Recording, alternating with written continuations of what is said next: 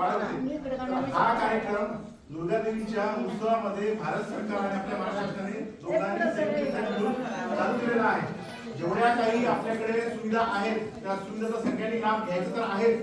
जेवढ्या स्त्रिया आहेत ज्या जन्मल्यापासून ते वयोवृद्ध 60 ते 70 वर्षापर्यंत सर्व स्त्रियांनी आपल्याकडे कॅम्पला येऊन उपस्थित नसायचे आहे आणि सगळ्यांनी कॅम्पचा लाभ घ्यायचा आहे। त्याच्यामध्ये आपल्याकडे डोळे तपासणी होईल, स्त्रीरोग तपासणी होईल, कान तपासणी होईल आणि दातांची पण तपासणी होईल, वरतून चष्मा त्याची पण तपासणी होईल आणि त्वचा रोगाचे काही असेल काही आजार त्याची पण तपासणी होईल। तर आज आपला टाक्यामध्ये आजपासून आपली सुरुवात झालेली आहे।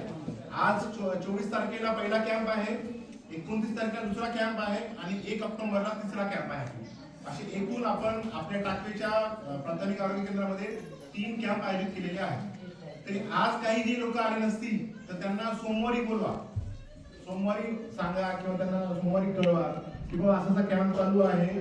जेवढे स्पेशली डॉक्टर आहेत त्या विभागातील म्हणजे चमडीचे रोग असतील, चष्म्याचे डॉक्टर असतील, स्त्रीरोग असतील किंवा डेंटल वगैरे असतील किंवा कान घसा हे सगळे आपल्याकडे उपस्थित राहणार आहेत आणि आपल्या इथं सेवा पुरवणार आहेत।